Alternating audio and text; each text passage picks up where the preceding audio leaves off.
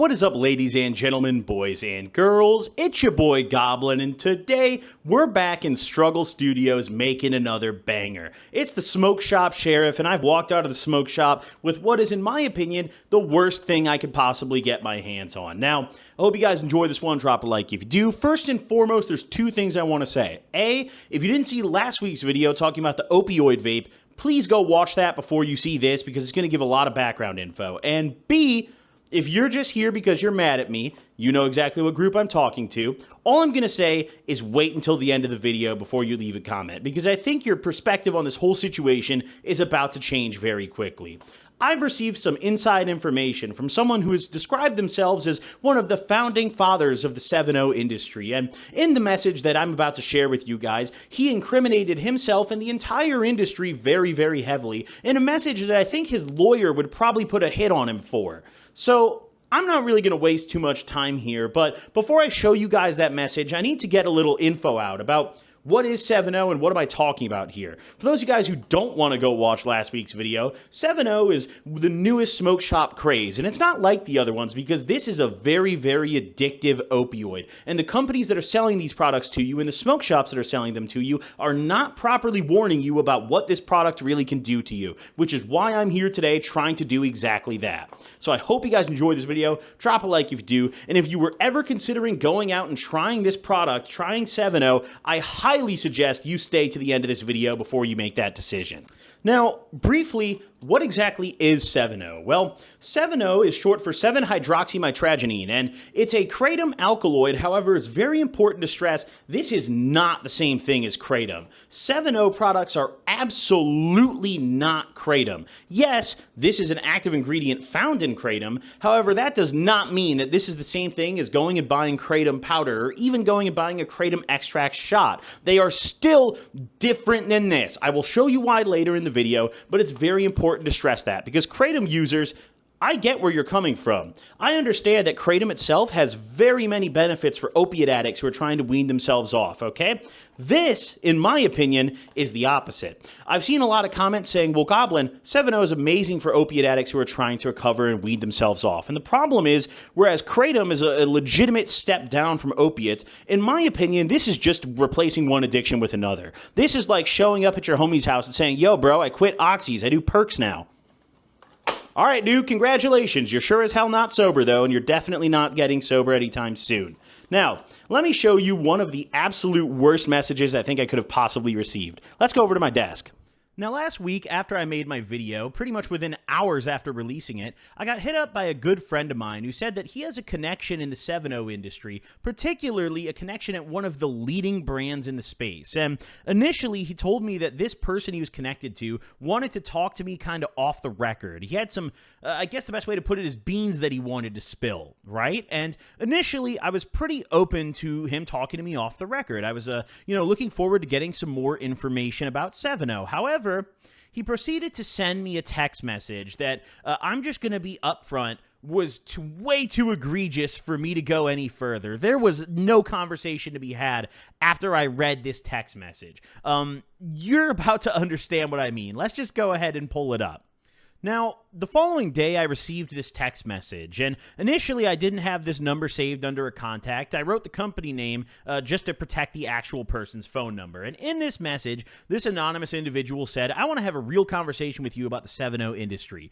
I was one of the people who helped set this whole thing into motion. I know more about it than 99% of people. There's things that, as a company, we can't legally say, but I don't want to have to watch my words because of liability reasons. So-and-so said you wanted to record the conversation so that complicates things further. But I really just want to be real with you and give my perspective as someone with chronic pain, someone who's actively addicted to 7-0, and someone who helped build this monster. Funny thing is, in the early days, I tried contacting you through your email because I wanted to send you some samples and get your opinion on what we were doing. So let me know if you have any ideas on how we can have a truly open dialogue where I don't have to watch my words or worry about our conversation biting the whole industry in the ass. Now, you guys can probably read my response there. I was not very happy, and let me explain myself here. You see, I'm not willing to conversate if it's not on a recorded line. I'm not going to sit down in this video and give you guys hearsay. Every single fact that I present in this video, every statement that I claim someone else has made in my content, I'm going to have proof for that. I'm not going to give someone the opportunity to say Goblin made this up. No, I'm going to show you that this happened. So I was not open to having a conversation if it wasn't on a recorded line, and I made that very clear in my response. I was never responded to ever again. Now, the reason that this text message is so significant is actually there's 3 reasons I think so. First and foremost, this person identifies themselves as one of the people who set this whole thing into motion, that thing being the 7-0 industry. He implies that there's things that they as a company can't quote-unquote legally say, which, at least in my opinion, heavily implies they're doing things that might not be legal. I can't say for sure, but I mean, come on. Based off that text message, what other conclusion am I supposed to draw? Really genuinely. Just a couple lines later, he claims that he is someone who is actively addicted to 7-0. That is arguably the most important piece of this message. You're going to see why in just a couple minutes. He also goes on to say that he is someone who helped build this monster, describing their own product that they actively sell in smoke shops across the country and all over the internet as a monster. They have no problem monetizing the monster, though, apparently. So after I received this message, I was kind of curious who this actually was, and obviously they weren't going to identify themselves to me, so I went onto my business email and I did some digging, and I typed in all the key terms that I could think of, and I typed in 7-0, and I scrolled, and I didn't recall ever getting an email about 7-0, and it's because this bad boy was in my spam. I had to dig it up, okay? And in this email, you can see right here, you know what, let me just move myself a little bit down. This is from the company 7ohms. They sent this from their official email address, and they said, "Hey, Goblin, first off, I just want to say that we love your YouTube channel and all the reviews you do. We are a new company in the kratom industry, and we just released our flagship product. It's an isolate of the most potent kratom alkaloid 7-hydroxy. Based on your reviews, we think you'll really love our product, and we would like to send you some free samples to try. If you're interested, shoot me a reply with your address, and we'll get a package with some samples in the mail out ASAP." Now, I'm just going to be upfront.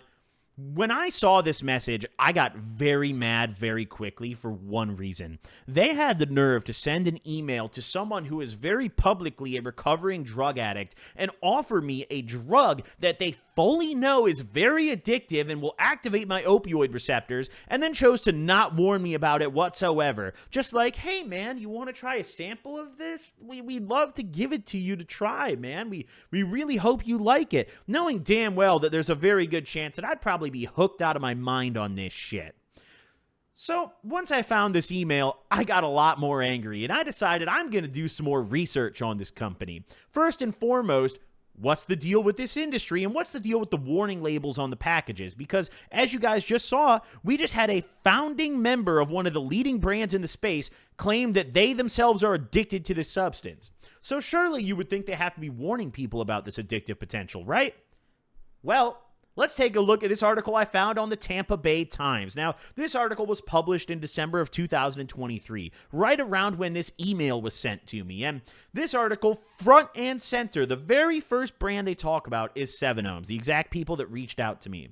Now, specifically, there's 2 things in this article that I think are really, really important to highlight. First and foremost, the front and back of the packaging. I actually went to one smoke shop today and I bought that other box you guys saw in the beginning of the video because I wanted to show you guys the packaging. I was not able to find this brand, but I also wasn't going to look around and support them with my money. I was willing to go to one shop and one shop only. You only have to go to one nearby smoke shop because every shop under the sun is selling 7-0 right now because it makes them a ton of money because it's horrifyingly addictive. Now, let's take a closer look at their packaging here. Okay, let's actually zoom in a little bit. Now, take a look on the front and the back. It's a little blurry, but don't worry about it. I'll read it to you. On the front here, it just says the ingredients and the milligrams per tablet, other ingredients as well.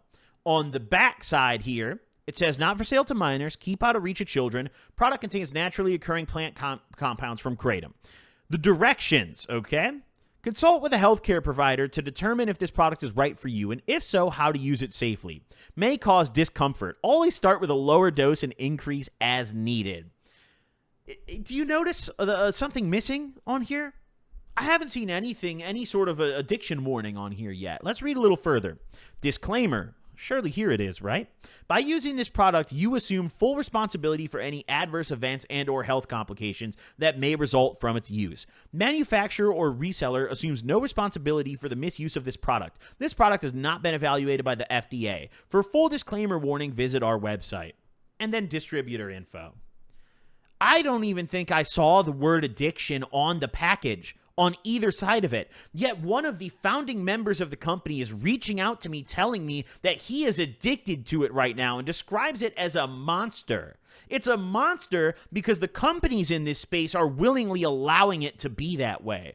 Obviously, you can make a valid argument that there's potential for this for opiate addicts. You can make the argument that maybe this should be dispensed out of clinics in a similar way of methadone or Suboxone. But right now, this is dispensed out of smoke shops by people who have no idea what the hell they're selling to people and by vendors who don't give a shit what they're selling to people.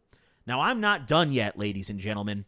Now, heading back over to the Tampa Bay Times article, we have right here, this product had what researchers considered to be extreme levels of 7-hydroxy. Came with 3 tablets. The suggested serving was half a tablet. The pills were so strong that Abhishek Sharma, a University of Florida scientist, likened them to legal morphine. He said he believed they shouldn't be sold to consumers. To create the potent products, Sharma suspects that the company used a chemical reaction to convert mitragynine into 7-hydroxy, which is true. That is an accurate assumption. However, I think the most important part of this, there's 2 parts. The package the product was sent in came with a printed out sheet showing testing results for mitragynine, 7-hydroxy, heavy metals, and bacteria.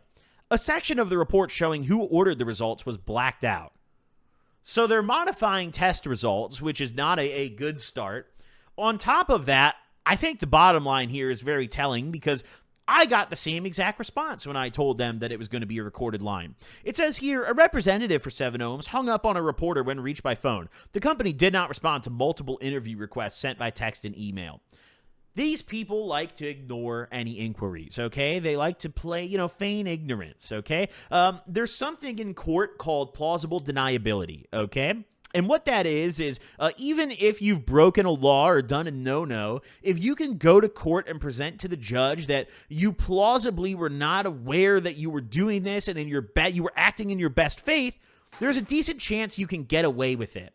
Now, the text message that this individual just sent me has evaporated all the plausible deniability that this company has to say that their product is not getting people hooked.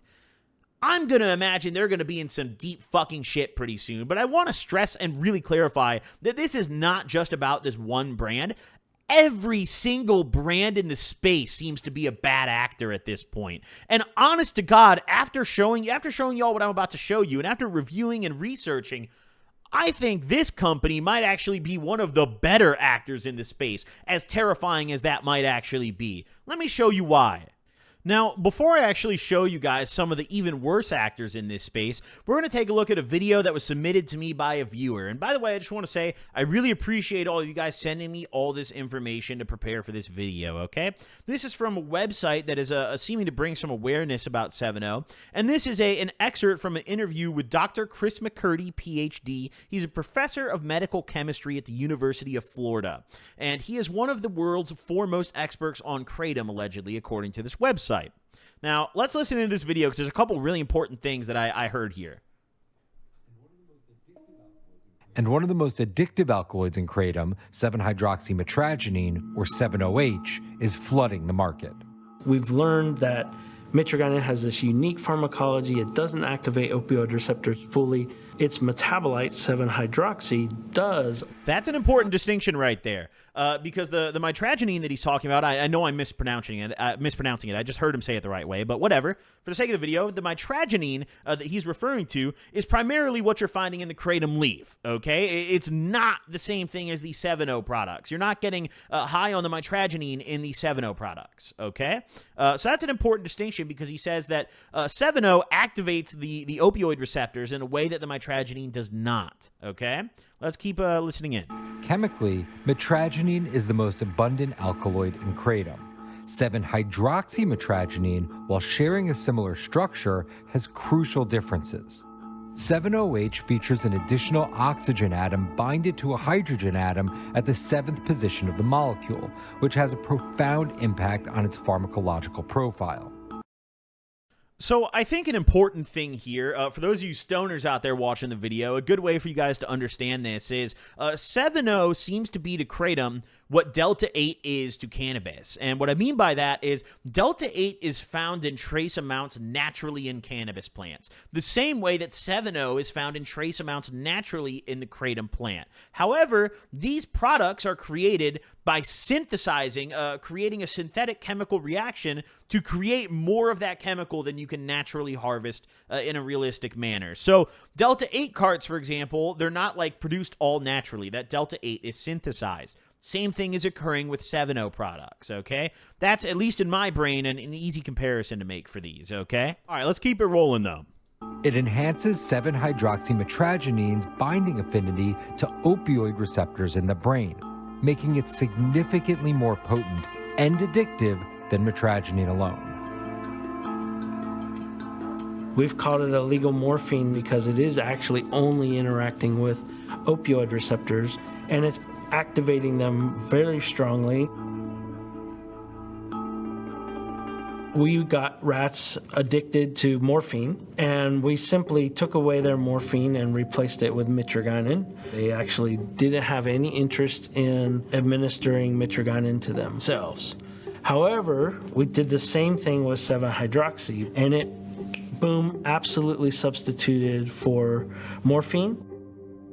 So that is one of the most important points of this entire clip, I think, guys. And that really shows the difference between these regular Kratom products and 7.0. And when you walk into a smoke shop, if you're an uneducated consumer and you walk in and try to purchase a 7.0 product, a lot of the time the person behind the counter will tell you, oh, it's Kratom. It's like a Kratom extract, because the person behind the counter themselves isn't educated on it. And I think that these 7.0 brands kind of want to keep it that way. They don't want the average consumer to be educated about what this product actually is. And they're just like, oh, yeah, it's Kratom, man. It's like Kratom, you know? No.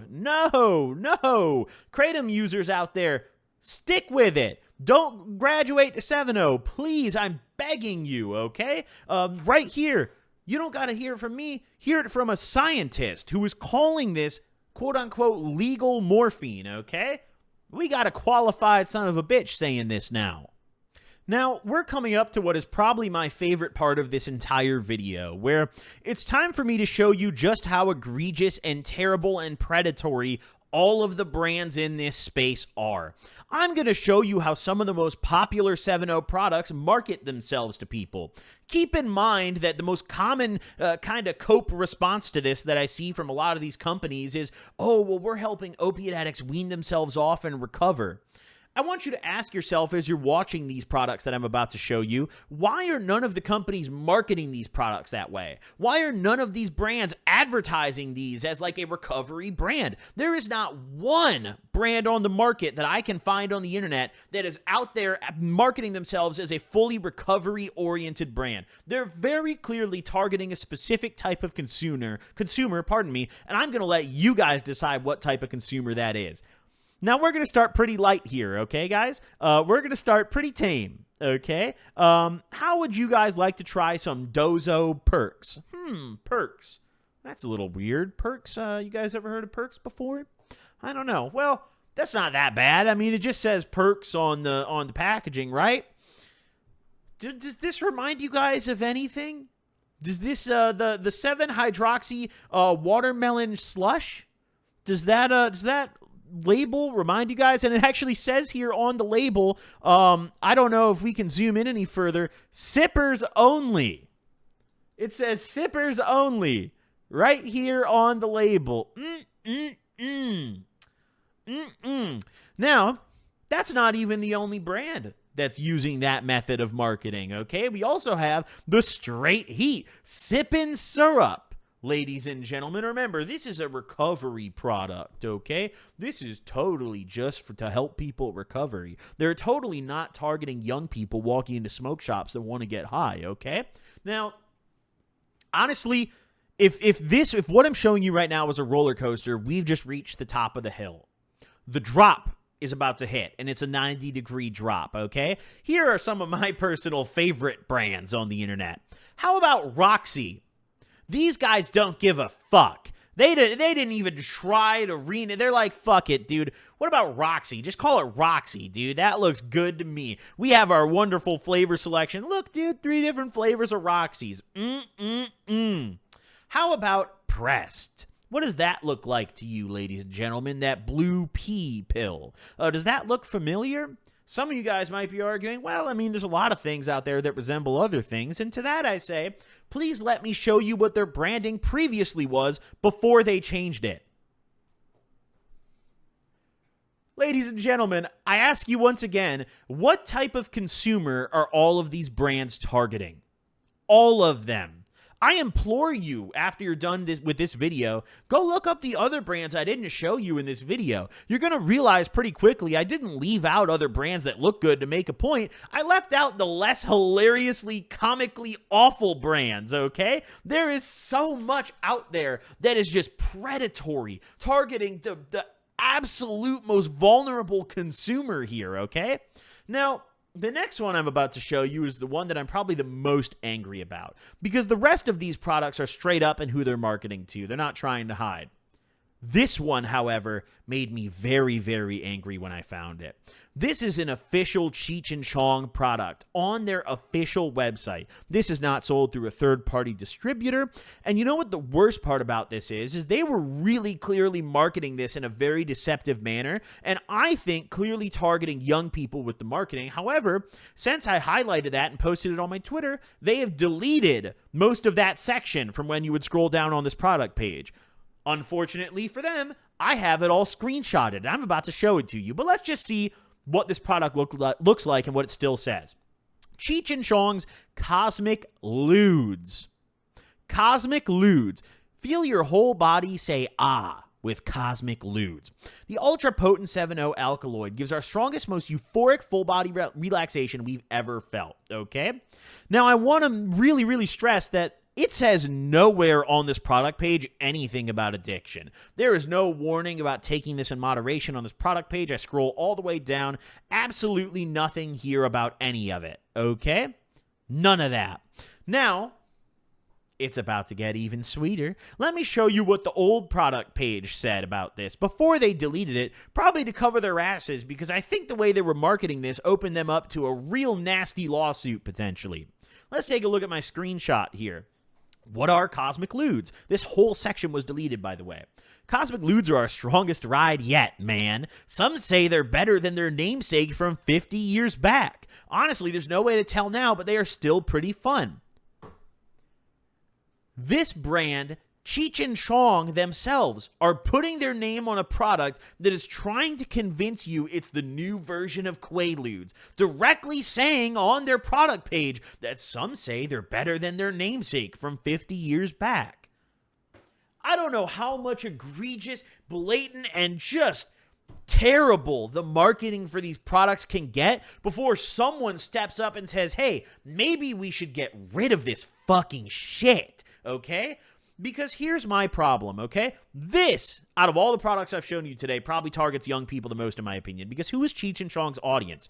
Not old people. All the people who were alive and old enough to see their movie when it came out are probably fucking dead or in a nursing home, okay? Their movie came out in, like, the 70s, all right? I wasn't alive for 20 more years when these guys' movie came out, okay? And now motherfuckers are calling me Unc. That puts it in perspective, okay?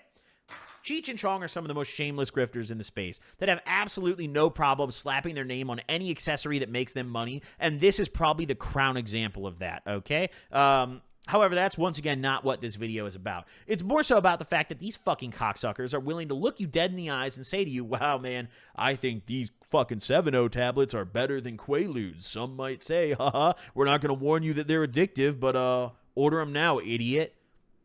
Thanks, Cheech & Chong. Now, probably my favorite part of the entire thing is if you go to the lab results section on their website, all the way at the very, very bottom, allow me to show you, they hide their Cosmic Ludes. Why do they hide their Cosmic Ludes, do you think? Because they don't actually test them. They don't have any test results. The test results somehow are coming soon, but the product is not coming soon. They'll sell it to you right fucking now. So explain that to me, Cheech & Chong. Where's the test results? How do we know what we're eating here? You're calling this QUAALUDES and we don't even know what the fuck is in it.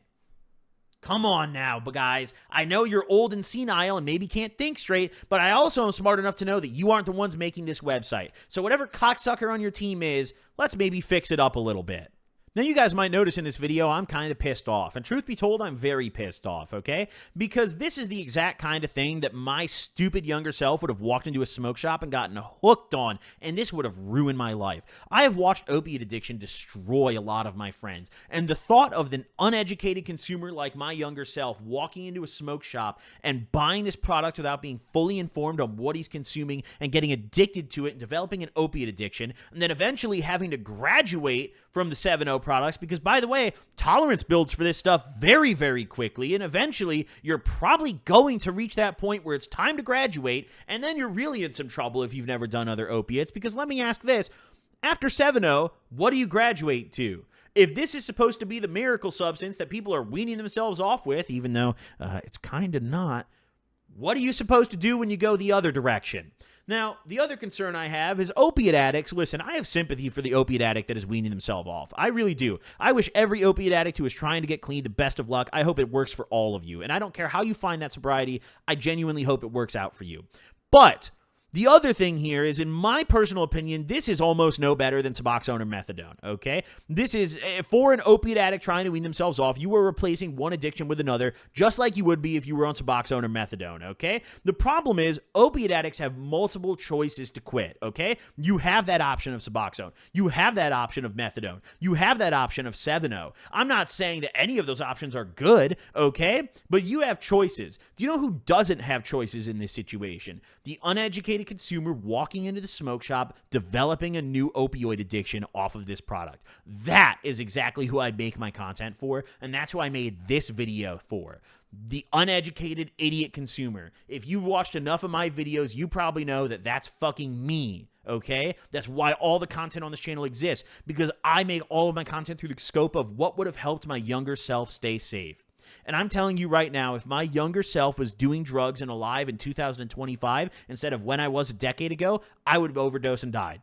100% I'd be dead by now. No doubt in my mind. With all this bullshit out there, I would have been fucked. And this plays a major role in that. Now, a lot of you guys out there watching at home might be wondering what you can do to help fight this issue. First and foremost, if you're a smoke shop employee, which I know a ton of you out there watching this are, you need to be informing all of your customers about the potential dangers of these products. If someone walks into your store and asks to buy a 7-0 product, you should be asking them if they know what they're purchasing. And if not, you should be informing them so they can make an informed decision as to whether or not they want to purchase these. Clearly, these brands have no interest in informing their customers properly because it makes them more money when they don't. So you guys need to play a role and step up to the plate and help inform some people. Me personally, I'm gonna keep doing my thing and informing people, and if you see any homies who bring a 7-0 product home or bring it out of the shop or they ask you if you want to try it, do everyone a favor and everyone around you a favor and smack that shit right out of their hands, ladies and gentlemen, because this is the devil, in my opinion. This product is horribly addictive and doesn't disclose it. It binds to your opioid receptors in a way that normal kratom doesn't, yet the products like to liken themselves to kratom to seem less serious and make more people willing to try them because kratom's been around for longer. And I think the worst part about this is there's a lot of just innocent kratom users out there that are going to get caught in the crossfire. There's a lot of former opiate addicts who are legitimately, medicating themselves with kratom that are potentially going to get caught in the crossfire of this issue. And I have sympathy for those people. I really genuinely do. I also have sympathy, like I said earlier, for the opioid addicts and the opiate addicts who are trying to wean themselves off with 7-0. But I think it's time to be real about it and admit the fact that if you're doing that, you are replacing one addiction with another. And in my opinion, that's not recovery. That's not treatment. That's not sobriety. That's not recovery. Some may disagree, and that's your damn right, ladies and gentlemen. Hope you guys enjoyed this video. Drop a like if you did. Do yourselves a favor. Throw that 7-0 in the trash-o. I'll see y'all in the next one. Deuces.